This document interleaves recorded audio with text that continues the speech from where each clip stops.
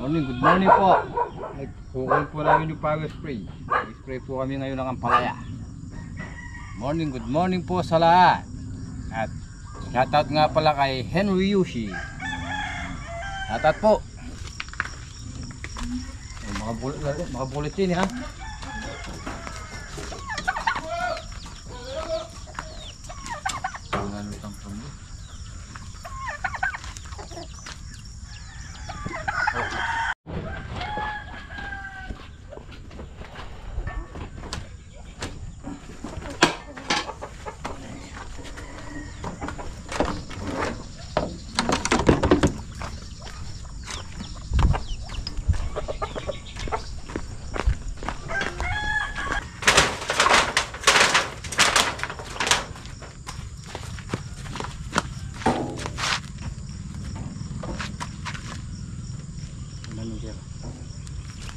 Wala namin kaya.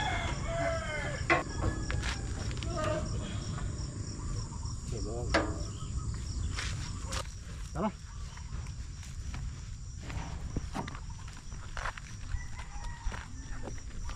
Good morning pare. Good morning. Mag-spray po kami at magpapatubig. Good morning. Prakat din lang. Mapa. Paluktot yung ating stick. Ay, oo. Maluktot. Madidiretso ko na pare yan. Madidiretso.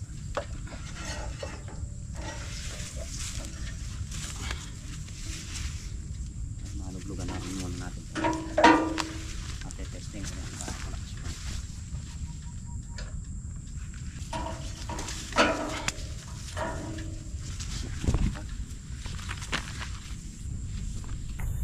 So ngayong araw tapos na tayo dito sa Balag. Itong maghapon na to tapos na yan kasi yung pamakpak na lang na to ang ginagawa natin. Pagkatapos ng almost 3 weeks na pagpe-prepare, pagtatanim, pag-aalaga, tatayo ng Balag, ayan tapos na tayo. Ano na lang, nag-i-spray lang tayo ngayon o siguro kung grass cutter kung pwede na, kasi tinitingnan namin yung tirang pataba, pero pwede na sigurong i-grass cutter yan. So okay na tayo, hihintay na lang.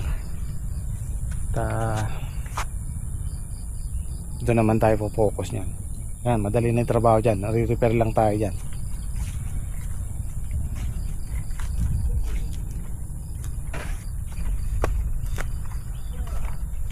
Kaliparin ko lang yung drone para makita nyo yung para makita natin yung itsura ng palay sa taas.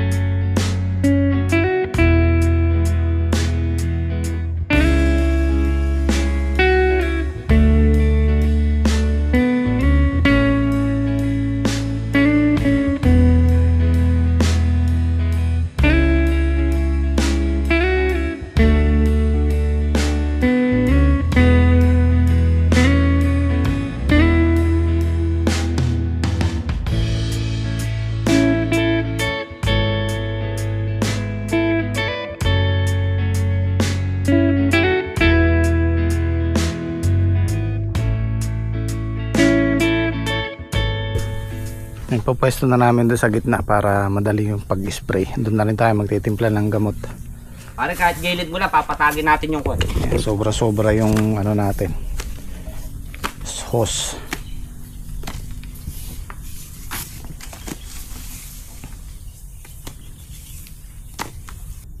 Yan, meron nag-i-spray ng madaling araw, meron nag-i-spray ng pasikatang araw, meron nag-i-spray ng gabi. Ano pong kaibahan? Pag-aaralan po natin yung mga naninira kung anong oras sila umaatake. Yan, sa ampalaya, sa umaga po yan, yung putakte. Tapos sa talong, yung mga naninira dyan, umaga at gabi, madaling araw at gabi. Pag nakasikat na yung araw, wala na yun. So ganun po yung kaibahan nun. Depende sa gulay at depende sa maninira. Doon po natin ibabase yung oras ng pag-spray natin. Tsaka maraming klase. Uod, putakte, kuto. Doon po tayo babase kung anong oras sila umaatake.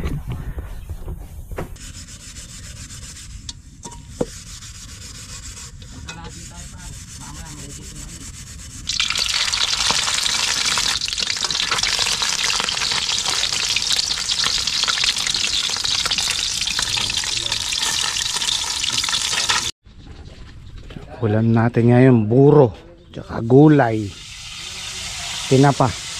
Yun o. Ritong talong. Ang gusto ko dyan, yung half cook lang.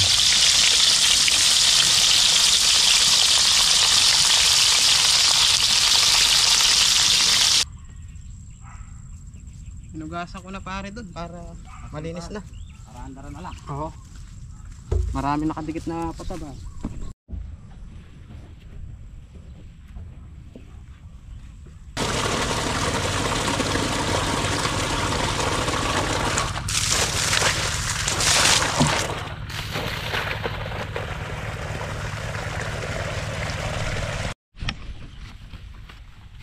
Sino ay sala rin doon sa merong isang ispan na hindi nabali rin. Kaya pala nakita ko kanina sa kuha ni Kuya Jim sa taas. Para kung merong pandibal eh. Saan pare? Sa huli natin. Bali. Meron bali eh. Meron din nabaling isang ispan. Sino kaya yung may selan? Doon eh. Nagtira pa akong Ay, may sala rin to. Alam na kung sino. Ay, kilala ko na yun. Gusto na naman yatang makarma. Ilang kilala ko na yun. Hindi, sino ba pare yung nagbaling papunta ron sa pasalungat? Siya. Eh, siya nga yun. Siya sumalungat eh. Kung papunta na kami rin eh. Pwede nakako yan. Iayon na lang natin. Eh, doon kami nagsimula. Kaya gano'n. Siya nga yun. Hinalagan di pare yan yun. Hindi ko alam pare, mabagal eh.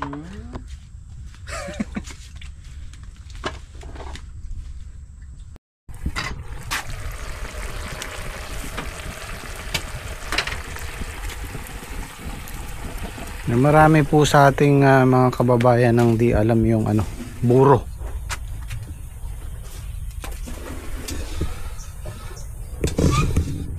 Ano po yun? Yun yung fermented fish na hinaluan ng kanin.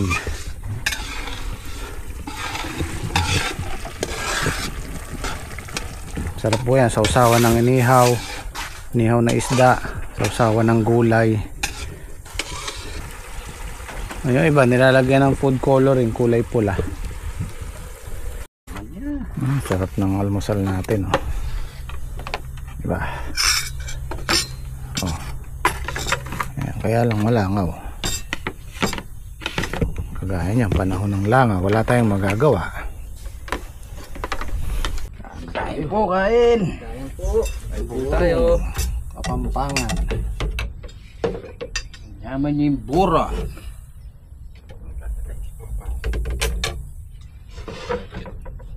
Tsaka tinapoy. Ako ka ng talbos ng palaya. Nakalimutan. Alam mo na pare, okay na yan. Baka mamaya aris ka na naman yan eh. Nabi ko lang. Hindi. Sana gusto niyo kukuha. Hindi na. Okay na to. Makarami na yan. Kikripla ka na lang.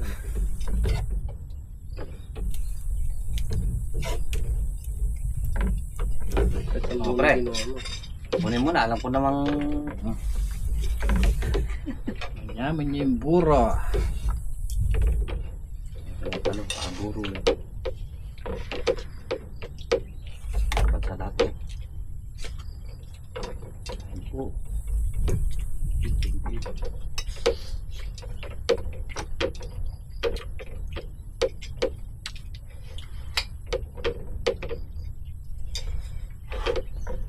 Wala na siguro darating na bagyo niyan, ano? Wala.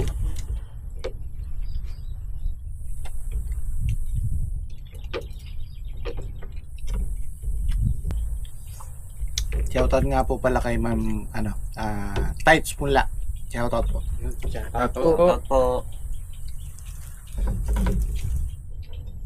Papa-shoutout siya sa nung isang Palagay nyo. nung isang araw pa nakakita ko lang kagabi.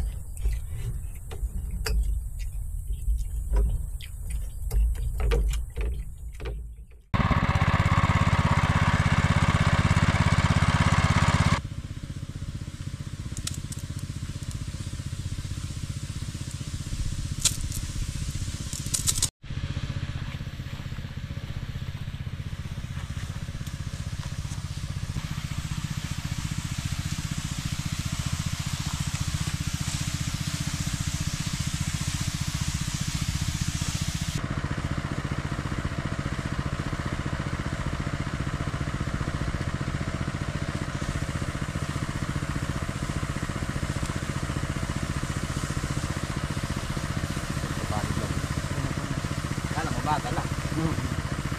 Alis lang pa.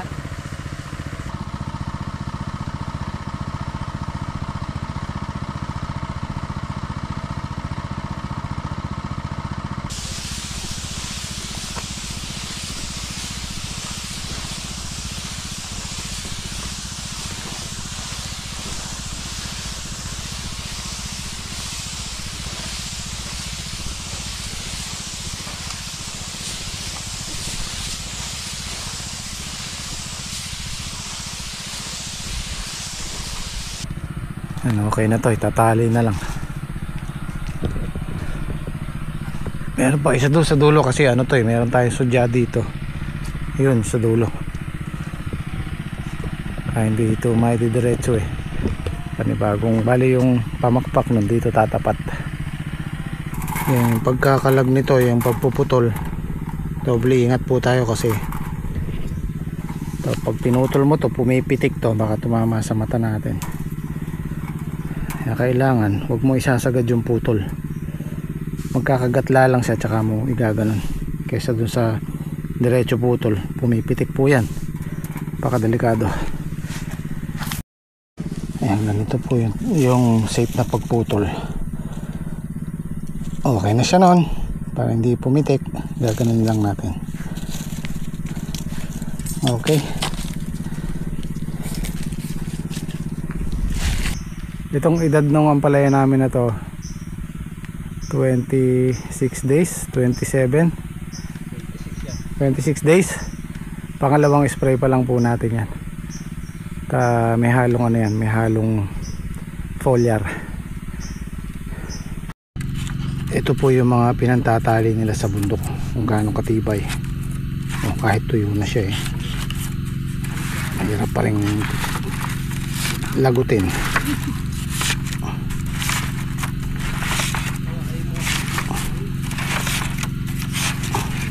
Ito yung mga baging na umaano sa mga puno. Makikita nyo yung mga nakakalawit. Ito yun. Tiba yan.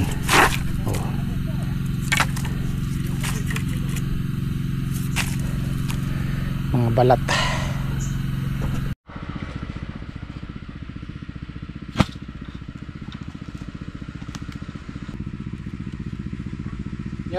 Kaya ninyo. Pagka bayan tumalik, pagka magtali kuwari panekene, itang mitagan saklit nekene bayan tumalik, tumalik kayo.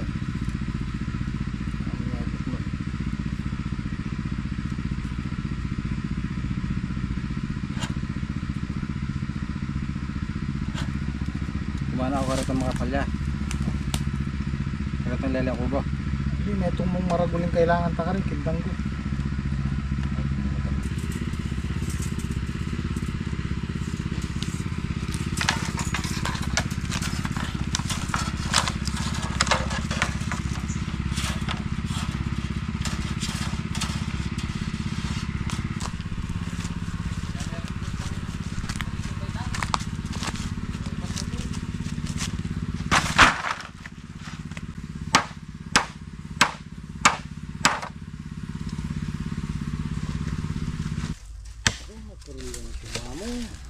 Kaya kita meto.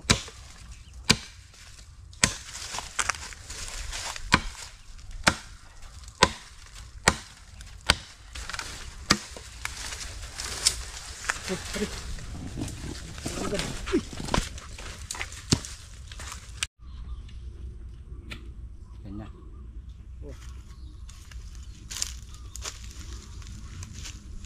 Yan tayo pang pukul lang. Tusok. Yan.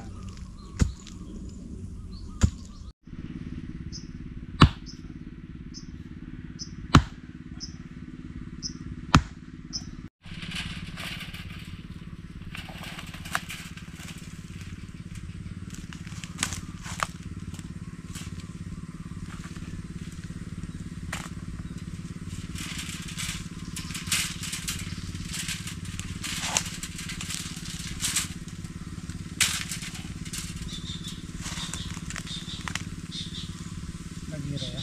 Diretso na yun. Ayan na. Sige.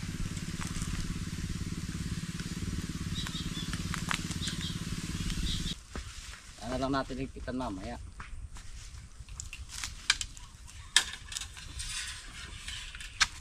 Prep down mo.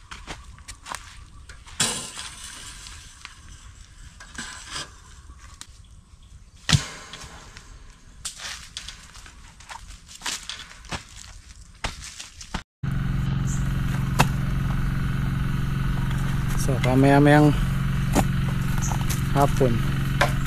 Tali-tali na lang tayo. Okay na. Tara, okay na yun yun. Wala na dyan. Ay, meron pa pala isa.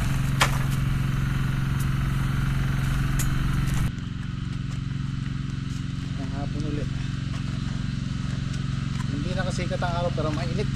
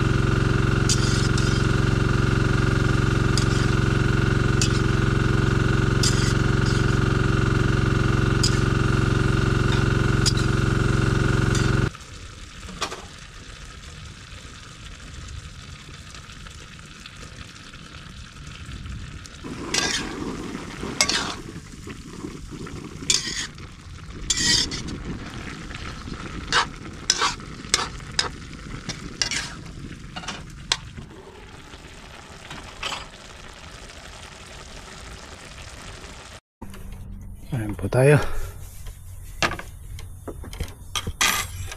Gusto ko pala ito.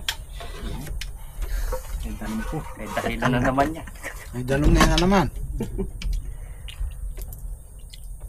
Ang pasong dalong eh.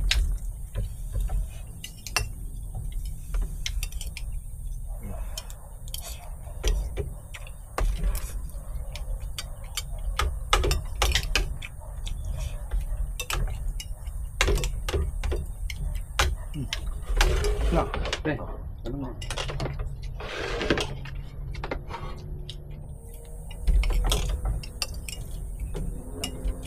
Mainit ang singaw.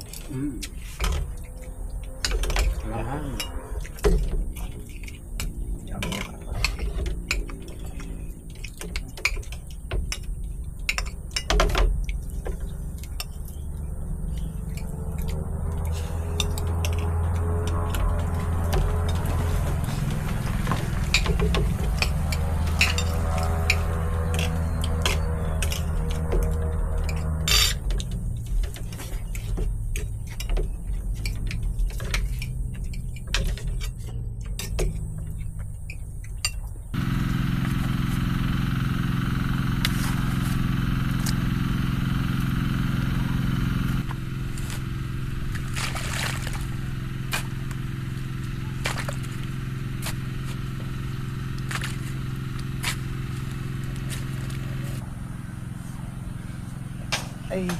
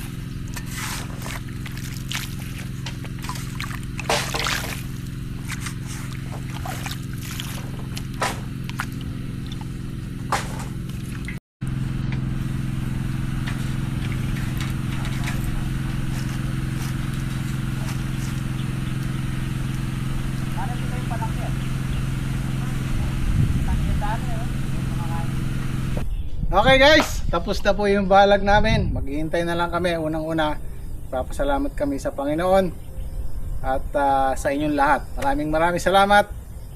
Thank you, thank you. Thank you, Lord. Thank you po. Maraming salamat po sa inyo lahat. Sino eh ka? Di ko na pa si Bambi, hawak na sandok eh. Kahit sa nag-uurong mo eh. Papasalamat, hawak mo yung ano mo sandata. Okay guys, kita-kita po tayo bukas. Bago umuwi eh. Maraming salamat po ulit.